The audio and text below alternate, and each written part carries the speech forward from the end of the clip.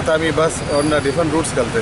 Roots म्हणल्यार Vasco to Panjim, Panjim to Margao, मागीर वालपय कितें मागीर काणकोण.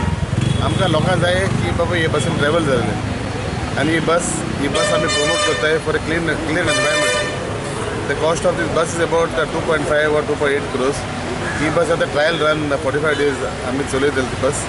आनी मागीर आमी central government funding to central government is giving a subsidy of 1 crore per bus.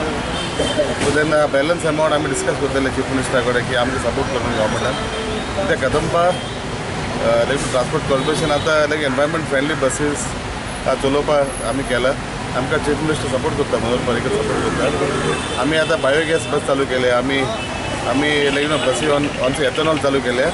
End this bus is on electric supply.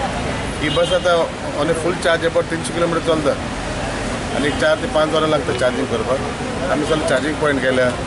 आमी आमचो डिपो यूज केला पुरोर हे बसी लागून. I want the people of Goa to travel in this bus. हे बसीन आता GPS आहा, हे बसीन कॅमेरा आहा. सो इवन आता KTC देखून आमी एक डिपो मॅनेजमेंट प्लॅन केला.